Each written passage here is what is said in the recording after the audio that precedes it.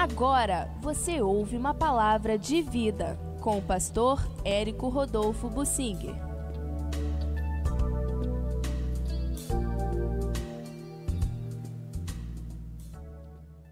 Eu quero falar sobre o profeta Micaías e o rei que Deus queria tirar. Ora, se Deus queria tirar o rei Acabe, porque ele estava sendo mau, péssimo rei, e era mandado pela mulher, a Jezabel, que servia a Satanás, através do Baal, o enganador Baal.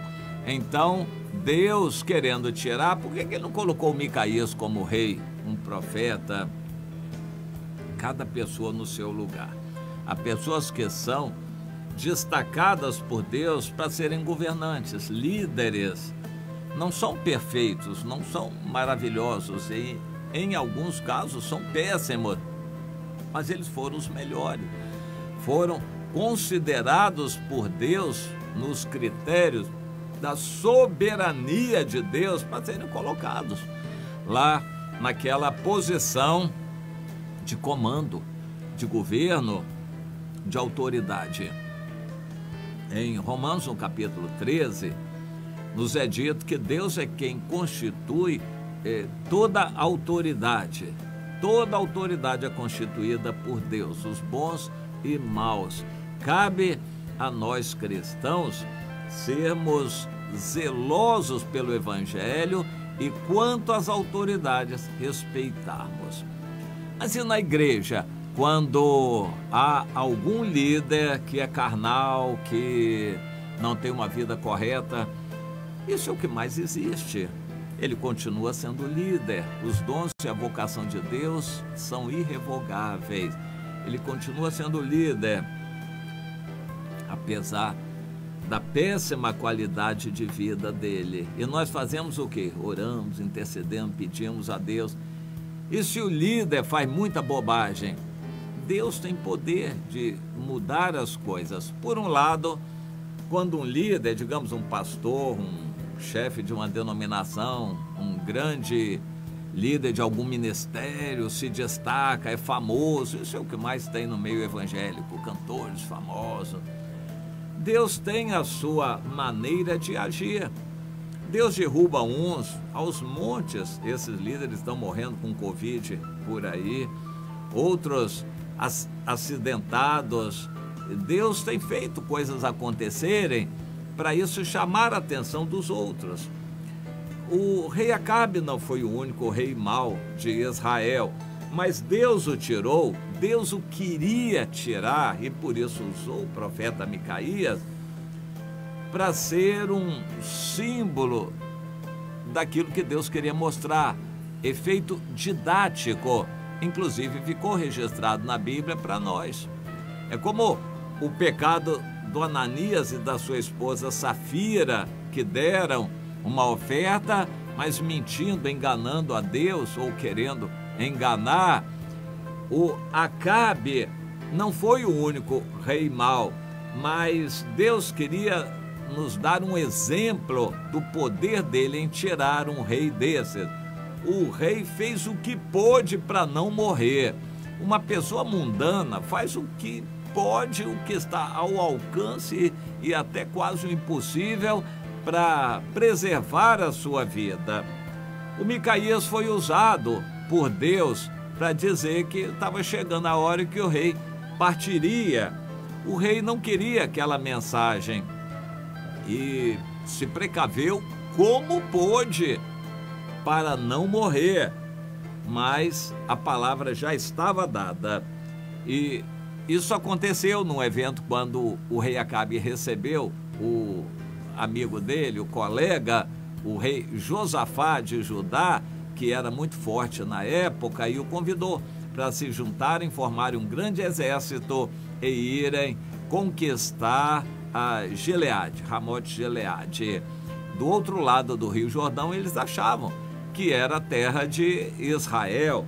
E o rei Josafá, um pouco reticente, aceitou a empreitada, mas pediu que o rei Acabe consultasse a Deus o rei Acabe chamou todos os profetas que profetizaram o que o rei queria ouvir. Isso é interessante, é muito comum. O meio evangélico já se tornou um sistema evangélico com poder político, com quantidade grande de pessoas, um mercado consumidor grande. O meio evangélico tem mídia, grandes mídias, emissora de televisão, rádio e grande influência na internet. O meio evangélico possui patrimônio grande, grandes empresários evangélicos que têm grande patrimônio. Então isso já virou um sistema e muito diferente do que Deus queria. Deus queria que fosse uma influência, um fermento no meio da massa, um sal para salgar a massa, e não que fosse um mercado consumidor ou um mercado de votos eleitoreiro. Deus queria que o seu povo fosse um povo espiritual, assim, diluído no meio do restante para influenciar a massa, falando somente das coisas de Deus. Mas o meio evangélico se tornou um meio consumidor, um sistema político, sistema empresarial. Há templos e patrimônios, há vaidades e imagens a serem preservadas, e isso vai pela internet adentro, totalmente longe do projeto de Deus. Então Deus, que determinou tirar o rei Acabe naquela ocasião, pelo que ele já representava, ele também em nossos dias faz o mesmo. Ele determina tirar grandes líderes porque eles já estão atrapalhando a obra de Deus. E assim nós vamos ver, e Satanás vai gostar dessa brincadeira. Quando Deus der a permissão, Satanás vai atacar líderes evangélicos, grandes cantores, líderes, pastores e chefes de igreja, prender alguns. Satanás vai gostar dessa brincadeira quando Deus der a permissão, e Deus já está dando, porque não interessa a Deus que a obra dele tenha donos. A obra de Deus tem donos aqui na terra. Pessoas que se enriquecem com o evangelho se encastelam nos seus patrimônios e cargos e são como que donos das suas igrejas. Isso não agrada a Deus. A igreja do Senhor não é para ser assim. É para ser uma igreja escondida no meio da massa, como fermento, uma igreja diluída e salgando todo o ambiente, não uma igreja dona de coisas, dona de patrimônio, dona de muitas coisas aqui no mundo.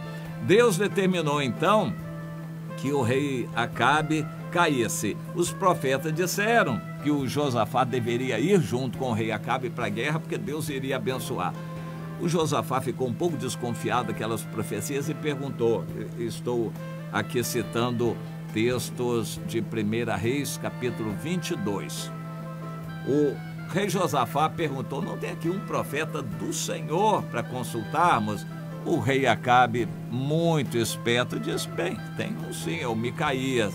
Provavelmente ele estava até preso. E o Micaías é um profeta que já me conhece, ele nunca profetiza de mim o que é bom. Interessante, o pré-julgamento e a preparação da mente do rei Josafá. Ele vai falar tudo contra mim, porque ele só fala contra mim. O rei Acabe preveniu o Josafá. Então mandaram trazer o Micaías. E o Micaías, em princípio, ironicamente, zombou do rei e disse, tá bom, os profetas já disseram que vá à guerra, então o rei vá. O rei percebeu que era ironia e disse, ô Micaías, pode falar a verdade aqui. Como que quem disse, eu já preveni o rei Josafá, que ele vai falar contrariamente, então pode falar, Micaías. Micaías, é?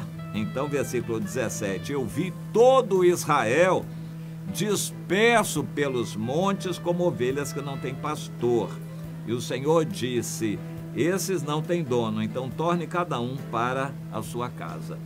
Aí o rei de Israel disse, tá vendo? Ele nunca falou nada a meu favor. Agora, olha aí, dizendo que a interpretação foi óbvia, dizendo que o povo vai ficar sem o líder vai morrer e o povo vai voltar derrotado para casa. Eu sabia que ele ia falar coisa negativa, contrária, mas pelo sim, pelo não, deixa eu fazer o seguinte: ô Josafá, então vamos para a guerra, mas você vai como rei, eu vou me disfarçar para poder animar melhor o povo, eu vou me disfarçar e entrar no meio dos soldados.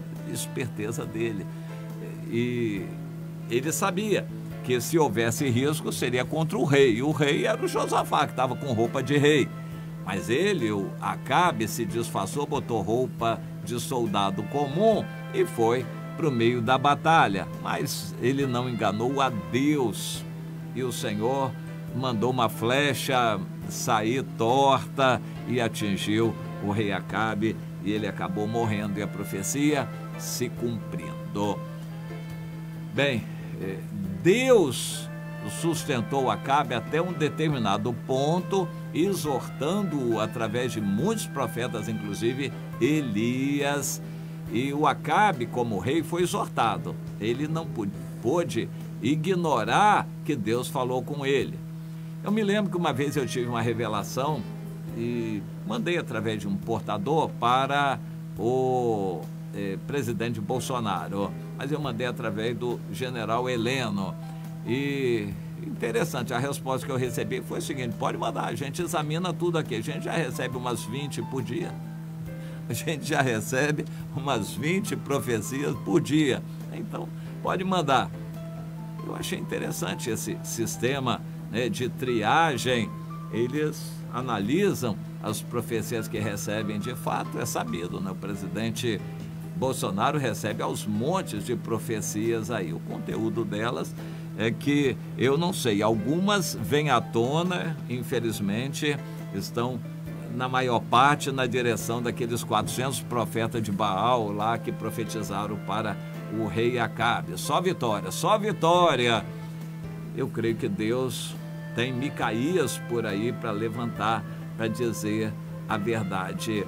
Não é bem assim. O Brasil não está caminhando nessa direção. Deus não está satisfeito com os líderes evangélicos que se encastelam, se enriquecem, se engrandecem, se empoderam, dominam rebanhos, são donos de igreja. A mão de Deus vai pesar sobre eles, porque Deus não quer a igreja desse jeito. A igreja tem que ser espalhada. A ordem máxima do evangelho é o espalhamento. Ide por todo mundo, espalhai-vos para evangelizar toda criatura. Esta é a ordem máxima do evangelho. Não é o que as igrejas estão praticando o contrário. Vinde, vamos construir um grande templo e encher, chamem todas as pessoas, venham, vamos fazer propaganda de todo jeito para que venham e encham o templo. Não é o que Deus quer. Então coisas vão acontecer no Brasil, mas o Senhor quer mostrar o seguinte: um líder concentrador ou centralizador, que se coloca como o mais importante, que chama toda a atenção para si e quer aparecer, se mostrar, se engrandecer, se enriquecer com o evangelho, está no caminho de Acabe, totalmente fora do projeto de Deus. E nesses últimos tempos, em benefício do rebanho que Deus quer preservar, Deus vai tirar esses pastores para que as ovelhas possam ter outros pastores, e a profecia de Jeremias 23 se cumpriu. O Senhor diz que eu vou levantar pastores segundo o meu coração. Em princípio, eu diria o seguinte: um pastor de milhares e milhares não vai conseguir ser um bom pastor, mas se ele cuidar de 10 ou 20 ovelhas, ele pode cuidar melhor das ovelhas. É melhor ter 1000 pastores de 20 do que um pastor de 20.000. A lógica é essa. Deus não quer concentração do seu povo. Deus quer um povo mais ativo, espalhado, mais humilde, com pastores que não são famosos, mas são sinceros e verdadeiros e cuidem verdadeiramente do rebanho, ao invés de grandes pastores que só fazem juntar o rebanho para entretenimento religioso. ali no grande auditório. Então, essa coisa está no coração de Deus, agitar o Brasil. No caso de Israel, na época do rei Acabe, foi uma guerra. E no Brasil, creio eu, que não será diferente. Coisas vão acontecer para que a palavra de Deus se cumpra. Deus não quer grandes papinhas na sua obra, dominando, se enriquecendo e se encastelando e centralizando a obra e a atenção na sua pessoa. Deus ordenou que o seu povo se espalhe. Se o povo de Deus não se espalhar por obediência, vai se espalhar pelo sofrimento que Deus vai mandar. O que aconteceu em Jerusalém, e a perseguição fez com que todos se espalhassem e o movimento missionário começou. Será que vamos ver isso brevemente no Brasil também?